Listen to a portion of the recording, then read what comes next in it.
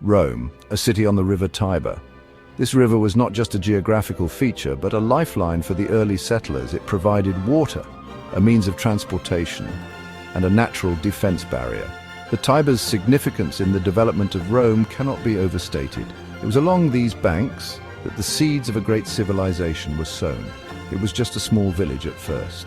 This humble beginning is a stark contrast to the grandeur that Rome would eventually achieve.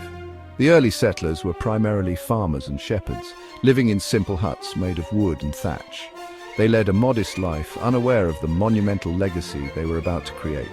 Legend says it was founded in 753 BC. This date marks the traditional founding of Rome, a moment steeped in myth and legend. According to ancient lore, this was the year when the city was established, setting the stage for centuries of history that would follow. Twin brothers Romulus and Remus were said to have been raised by a wolf. This tale of survival and destiny is one of the most famous in Roman mythology. The she-wolf, or lupa, became a symbol of Rome's strength and resilience. The story of these brothers is a testament to the city's mythical origins. Romulus killed Remus and became Rome's first king. This act of fratricide is a dark but pivotal moment in the legend. Romulus's victory and subsequent founding of the city symbolize the birth of Rome, a city destined for greatness but also marked by conflict and ambition from its very inception. This is a good story, but probably not true. While the tale of Romulus and Remus is captivating, historians believe it is more myth than fact. The true origins of Rome are likely more complex and less dramatic, involving a gradual amalgamation of various tribes and settlements. Early Rome was ruled by kings. These monarchs wielded significant power and were responsible for the early development of the city. They established the foundations of Roman society, law and governance, setting the stage for future growth and expansion. They built temples and important buildings. These structures were not just places of worship, but also centers of social and political life. The early kings commissioned the construction of temples, public buildings, and fortifications, many of which would become iconic symbols of Roman architecture. We can still see some of these ruins today. The remnants of these ancient structures offer a glimpse into Rome's storied past. Walking through the ruins, one can almost feel the presence of the early Romans and imagine the bustling life of the city in its formative years. The Forum was the center of Roman life, a place for markets and meetings. It was the heart of the city, where citizens gathered to discuss politics, conduct business, and socialize. The Forum was a microcosm of Roman society, reflecting its complexities and dynamism. The last king was a cruel man. His tyranny and oppressive rule led to widespread discontent among the people. This period of despotism was a turning point in Roman history as it galvanized the citizens to seek a new form of governance. The people got rid of him in 509 BC.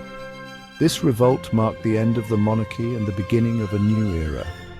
The overthrow of the last king was a decisive moment, paving the way for the establishment of the Roman Republic. This is when the Roman Republic began.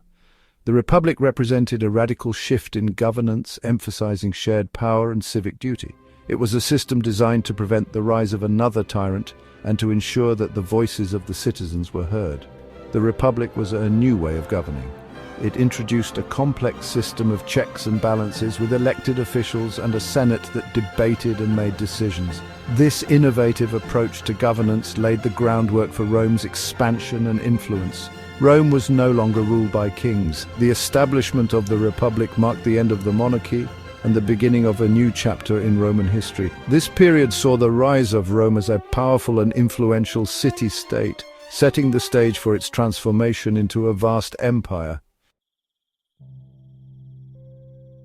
The Roman Republic was a complex system. It was designed to stop one person from having too much power. Instead of a king, they had two consuls. These were like presidents, elected for 1 year. The Senate was very powerful. It was a group of older men from important families. They made laws and decided how to spend money. Ordinary people also had a say in government. They could vote in assemblies. These assemblies could make laws and declare wars. However, the rich and powerful often had more influence. Rome was a powerful city. It began to conquer its neighbors.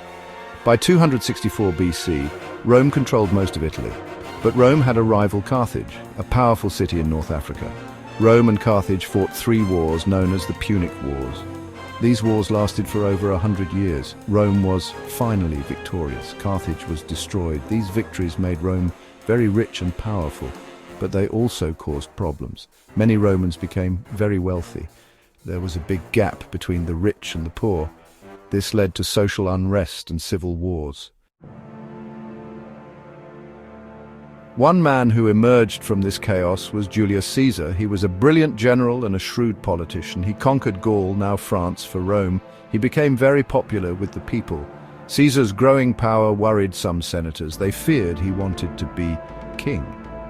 In 44 BC, a group of senators assassinated Caesar. They stabbed him to death in the Senate house. Caesar's death did not save the Republic. It led to more civil war. Caesar's adopted son, Octavian, eventually emerged victorious. He became the first Roman emperor, Augustus. Section 5. Emperors good, bad, and tyrannical. The history of Rome is filled with a diverse array of emperors, each leaving their unique mark on the empire. Some were celebrated for their wisdom and leadership, while others were infamous for their cruelty and excesses. Augustus brought peace and stability to Rome after years of war. He was the first emperor of Rome, and his reign marked the beginning of a new era. Augustus, originally known as Octavian, was the adopted son of Julius Caesar. His leadership was instrumental in transforming Rome from a republic to an empire. He reformed the army and the government. Augustus established a standing army which helped to secure the empire's borders and maintain peace within. His administrative reforms laid the foundation for a stable and efficient government which would endure for centuries. He ruled wisely for over 40 years. His long and stable reign allowed for significant cultural and architectural advancements. Monuments like the Ara Pacis and the Forum of Augustus stand as testaments to his legacy. This began a period known as Pax Romana, or Roman peace.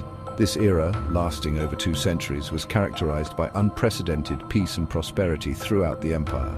Trade flourished, cities expanded, and Roman culture spread far and wide. But not all emperors were like Augustus. The history of Rome also saw rulers whose reigns were marked by tyranny and excess. These emperors often prioritized their own desires over the well-being of the empire. Some were cruel and tyrannical. Emperors like Caligula and Nero are often remembered for their brutal and erratic behavior. Their actions not only caused suffering but also weakened the stability of the empire. Nero, for example, was famous for his extravagance and cruelty. His reign was marked by numerous executions, including that of his own mother. Nero's lavish spending and neglect of state affairs led to widespread discontent. He is said to have played the fiddle while Rome burned. This infamous event, known as the Great Fire of Rome, devastated much of the city. While the accuracy of this story is debated, it symbolizes Nero's perceived indifference to the suffering of his people. Other emperors, like Marcus Aurelius, were known for their wisdom and justice. Marcus Aurelius, often referred to as the philosopher king, ruled with a sense of duty and moral integrity. His reign was marked by efforts to improve the lives of his subjects. Marcus Aurelius was a philosopher king. He is best known for his work Meditations, a series of personal writings that reflect his Stoic philosophy. These writings offer insights into his thoughts on leadership, duty, and the nature of life. He wrote a book called Meditations, which is still read today. This work continues to inspire readers with its timeless wisdom and practical advice on how to live a virtuous life. The legacy of these emperors, both good and bad, has shaped the course of history and continues to influence our world today. Section 6. Life as a Roman: more than just toilets and tragedies. Roman society was very unequal. At the top were the wealthy patricians. They lived in luxurious villas and enjoyed a life of leisure. Most people were ordinary plebeians. They worked as farmers, craftsmen, or traders. Romans loved entertainment. They flocked to the Colosseum to watch gladiatorial combats and chariot races. The Colosseum was a huge amphitheater that could hold over 50,000 spectators. The Romans were great builders. They built roads, aqueducts, and public baths. They invented concrete. This allowed them to construct huge buildings like the Pantheon, a temple to all gods. Section 7. A city of marble, a legacy in ruins. The Roman Empire was vast. At its height, it encompassed a significant portion of the known world, covering 3 continents: Europe, Asia, and Africa. This immense empire was a melting pot of cultures, languages, and traditions, all unified under Roman rule. It stretched from Britain in the north to Egypt in the south.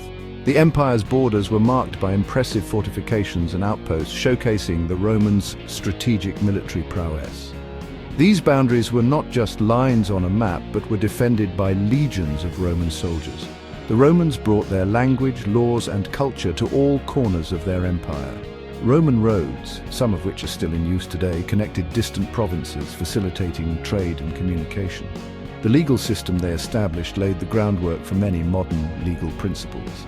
Latin, the language of ancient Rome, is still the basis for many languages today. Romance languages like Italian, French, Spanish, Portuguese, and Romanian all evolved from Latin. Even in English, many words and phrases have Latin roots, reflecting the enduring influence of Roman culture. The Romans were skilled engineers and architects. They pioneered techniques and designs that were revolutionary for their time. Their innovations in construction, such as the use of concrete and the arch, allowed them to build structures that have stood the test of time. Their buildings and infrastructure were marvels of the ancient world. The Colosseum, the Pantheon, and the aqueducts are just a few examples of their engineering prowess. These structures not only served practical purposes, but also demonstrated the grandeur and power of Rome. The Colosseum, with its massive amphitheatre, hosted gladiatorial games and public spectacles. The Pantheon, with its iconic dome, remains one of the best preserved ancient Roman buildings. The aqueducts, which transported water over long distances, were engineering marvels that supplied cities with fresh water. But by the 3rd century AD, the Roman Empire was in decline. The once unified empire began to fracture under the weight of its own vastness. Political instability and corruption weakened the central authority, making it difficult to manage the sprawling territories. It was weakened by internal strife, economic problems, and barbarian invasions. The empire faced numerous challenges, including inflation, over-reliance on slave labor, and a series of invasions by various barbarian tribes. These factors collectively contributed to the eventual fall of the Western Roman Empire in 476 AD, marking the end of an era. Section 8. The fall, not just one thing, but many. There wasn't just one reason for the fall of Rome. Historians argue about it to this day. The empire became too big to manage. The army was overstretched. There were constant attacks from outside forces. In 476 AD, the last Roman emperor in the West, a young man named Romulus Augustulus, was deposed by a barbarian general. This is often seen as the end of the Roman Empire in the West. However, the eastern part of the Roman Empire, centered on Constantinople, continued for another 1,000 years. It's known as the Byzantine Empire. Section 9. Rome's echo in our language, laws, and lives. The Roman Empire may be long gone, but its legacy lives on. Roman law is the basis of legal systems in many countries today. Latin words and phrases are still used in law, medicine, and science. Roman ideas about art, literature, and philosophy had a profound impact on Western civilization. We still admire their sculptures, their mosaics, and their writings. Rome reminds us that even the greatest empires can fall. It teaches us the importance of good governance, civic duty, and the dangers of unchecked ambition.